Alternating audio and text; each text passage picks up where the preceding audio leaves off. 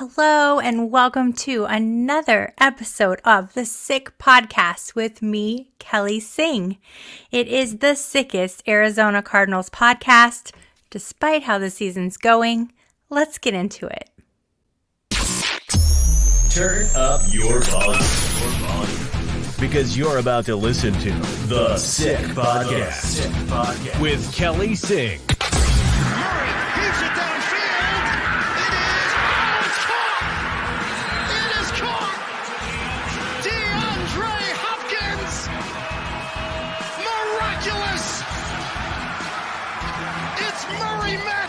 The sickest Arizona Cardinals podcast. It's gonna be sick. Hello again, and welcome to The Sick Podcast with me, Kelly Singh. As always, I'm thrilled to have you here watching or listening or both. Today, it's just me. I'm gonna give you a little piece of my mind, I guess, and would love to hear back from you on Twitter.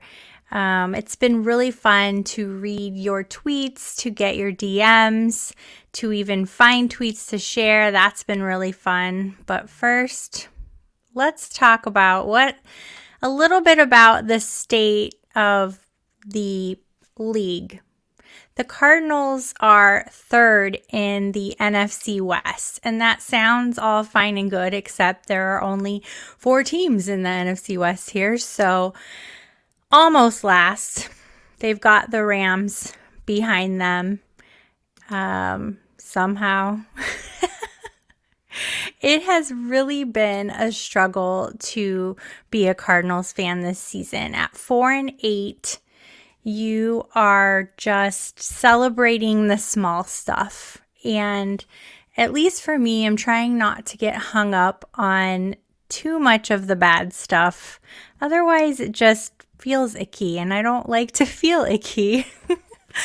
But last week on Sunday, the Cardinals played the Chargers, who are 6-5 now, and lost a close one, 25-24. It should have never gotten that close, as there was, plenty of opportunity for the Cardinals to be better, especially starting in the first quarter. Be better. That's such a generic phrase, but it is what it is, right? Starting in the first quarter is a quick touchdown, and it was like, whoa. And then all of a sudden, another 10 right there in the second. However, we gave the Chargers 2 touchdowns in the second quarter. So that doesn't set us up for much success going into the second half. The Cardinals tend to be a slightly demoralized team, and they're already demoralized going into this game. So I can only imagine what it must have been like at halftime. The thing that really sticks with me the most about this game are the final seconds. So there are just seconds left. We get, the Chargers score. The Chargers do a 2-point conversion. They're ahead by 1. And the Cardinals get the ball back. And there's an opportunity to do something there. They were within, I believe it was 21 yards. Please don't hate me if I'm wrong, but I'm pretty sure that's where it was. Within 21 yards of field goal range for Prater. And here we are, the clock's counting down, seconds are ticking away. There is a timeout, which is even greater. So, if you're a football fan, which I'm sure you are because you're watching or listening, 30 some seconds, however many seconds were left, which I wish I remember now, is an eternity. It was so much time that Kyler Murray was able to call 2 plays, and both plays took an eternity. And during those 2 plays, not only was there not any time management of the clock there, watching those seconds tick by, nobody decided to use the timeout either. So basically, the seconds ticked away, and so did the opportunity to kick that field goal. So It was very confusing to watch. I am the first to admit, and I have on Twitter already today, that I've never been a head coach. I never planned to be a head coach or an offensive coordinator or a quarterback. But as a casual fan who knows the value of a timeout in those seconds and the ability this team has to make it to that field goal line, it just blew my mind, and it was incredibly frustrating. And I know it's incredibly frustrating for a lot of you. And there has been plenty of chit chat on Twitter in the Arizona Cardinals Bird City football stream. And I've pulled together three of my kind of favorite tweets in between the game. So we're going to pull those up, share them with you, talk about a little bit. Andy Holloway, at Andy Holloway on Twitter, says that this is kind of the state of the Arizona Cardinals.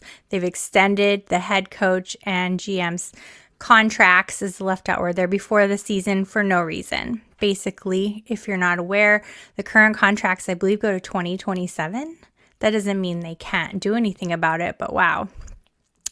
They have gone 5-12 in their last 17 games. 2 coaches have been fired for sexual misconduct. They released Benjamin due to a conflict with a coach, the team perhaps. I think it was more of a conflict in getting playtime. He deserved more playtime and wasn't getting it. We have our QB screaming at our head coach on the field for all to see, especially even in Hard Knocks as the series plays in season. And we have players making their own business decisions here. So Andy feels like it's time to fire Cliff and restart. Another tweet we have here is a friend of the show, Brent Summers, and he's talking a little bit about this play clock management. It was 4th and inches. Murray throws deep to Hopkins, picked off by Derwin James in single coverage. And Brent says, guess the KISS principle doesn't apply here. KISS, keep it simple, stupid, if you're not aware. I agree. I don't understand. It felt like all the fundamentals were gone. I totally had forgotten that it was 4th and 1 at that moment as well. So not only did we have trouble managing the seconds on the clock using our timeout, we also didn't have much field awareness, it appears. And the last tweet I wanted to share was from Arizona Sports. They have a YouTube recap if you want to go find them at AZ Sports. Their guy Dan Bickley there says that the Arizona Cardinals offense is stale and predictable, and the team should go after Sean Payton. Now, that is another conversation altogether. It's been happening across the Twitter sphere. Sean Payton rumors, Sean Payton sightings. Will Sean Payton come to Arizona? And at this point, one can only hope. So I would love to hear your thoughts on, let's just leave the past in the past and let's talk about where we are now. What do you think about Sean Payton coming to Arizona as our new head coach? You can tweet at me at Kelly in Phoenix or at the pod at SickPodKelly, and you might be featured on the show too. I have some other tweets bookmarked. I didn't make graphics for all of them, but I do bookmark these because they are topics of discussion and it helps to have reference. So some of the things that are really out there being discussed right now are the Cardinals bye week. This is a later bye week than most teams out there. And I think a lot of fans thought that the Cardinals may have extra practice, may have extra bonding time, may be trying to get themselves together before the rest of this season expires. But Cliff Kingsbury says that the Cardinals will be following their normal bye week schedule as they have in previous years, which includes a mandatory Zoom meeting and watching video. So hopefully they are watching video and the Zoom meeting is productive. But I can't help but wonder if a little more togetherness or team time wouldn't hurt. Maybe it would, maybe it wouldn't. Just throwing it out there. Some other things to talk about. Good news.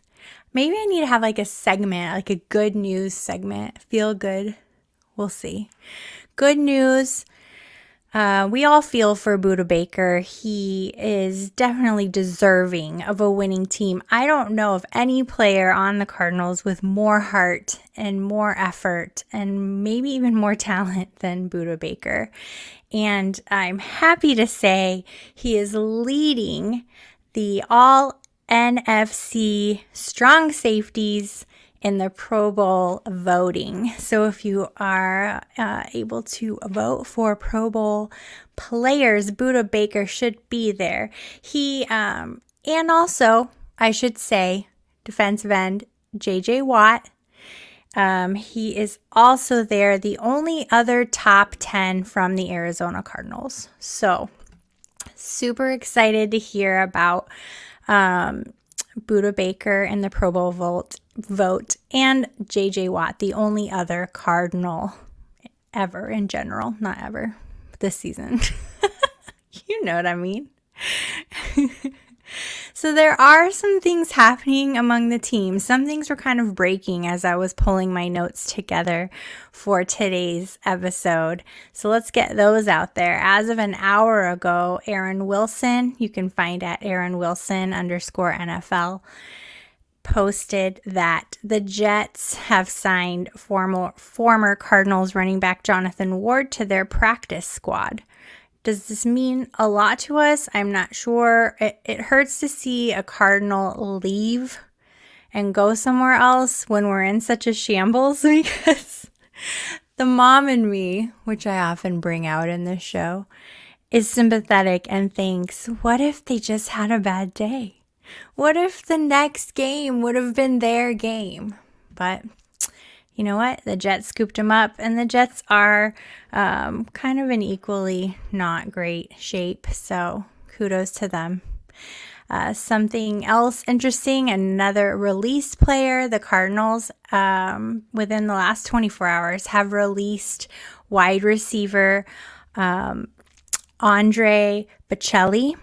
I wrote that down so I wouldn't say it wrong.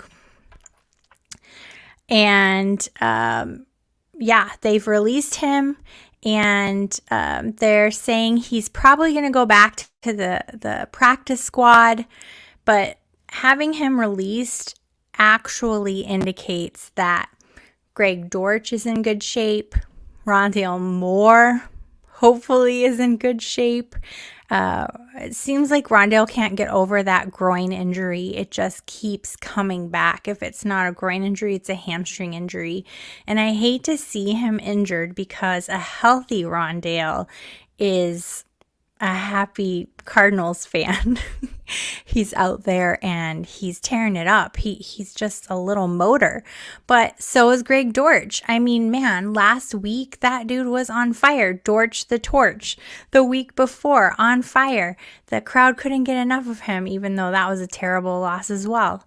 So seeing Andre Bocelli released even back to the practice squad puts hope in me that Greg Dortch and or Rondale Moore are going to be back at it after the bye. So there's that. Let me scroll through. Do I have any other news? Nope, I think that's it. Ooh, that was fast talking, wasn't it? I feel like we have such a talented group of players that with proper guidance, leadership, instruction, they would be doing much better. I hate to say this because I do think Kyler Murray is talented. I'm not knocking his talent at all. Perhaps I'm knocking his maturity a bit. but he is not the coach. Unfortunately, or whatever your feelings are, Cliff Kingsbury is the coach, and it is the quarterback's job to listen to his coach. Kyler, you are not the coach, and you're not a great leader of your team either. There's been a lot of tantrums. I can only imagine the pressure you must be under. What I'm sharing with you is a view from the outside, from the casual player. Not like you're ever going to hear this, but tantrums don't get it done. Pouting doesn't get it done. Yelling and screaming at your coach doesn't get it done. You just need to put on your big boy pants, suck it up, get out there and play the best that you can. Bring your team together, gel them together. Poor little Colt McCoy out there, he was encouraging. As weird as that might sound, he was out there encouraging his teammates. And that, in turn, was encouraging to me as a fan.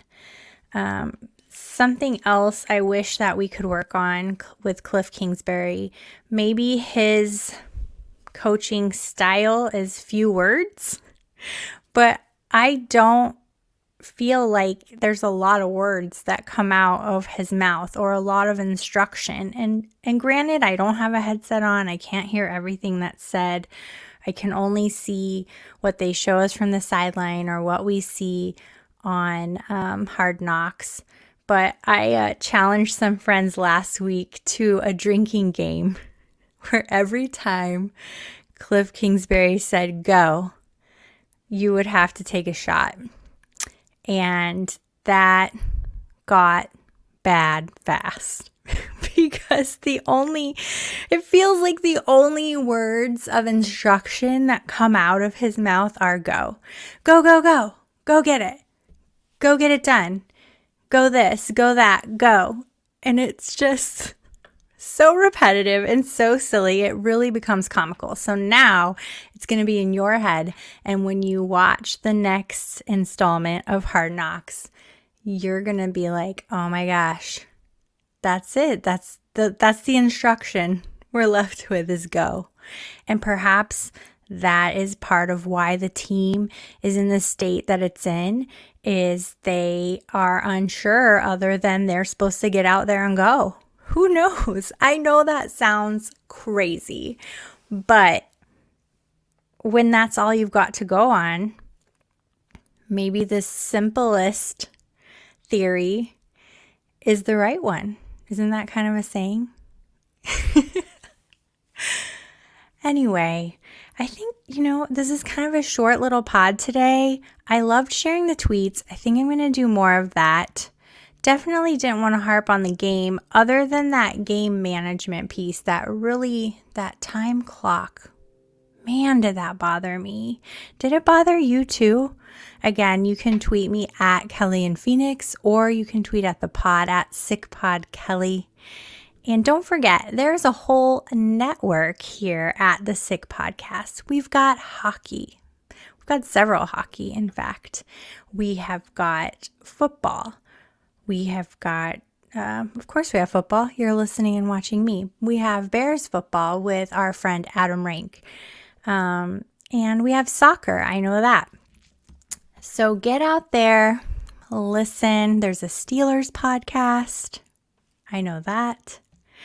And make an effort to get to know some of the other hosts in the Sick Podcast Network. If you're searching on Twitter and you start to type in Sick Pod, you'll get a whole list of our talented team of broadcasters. So thank you so much for tuning in today. I will see you in our next episode. I think we may take another break. 1, because I'm traveling. 2, because it's a bye week. So I will see you next Tuesday. I'm going to try and line up a guest, because sometimes it's probably boring listening to me ramble on and on. Hopefully not, though. And we will jump into the next week with the Cardinals. So yeah, that's about it. I'll see you next time. Thanks for watching. Bye. And that's a wrap. Hope you don't miss us too much until next time. Follow The Sick Podcast with Kelly Singh on YouTube, Instagram, Facebook, Google Play, and Apple Podcasts.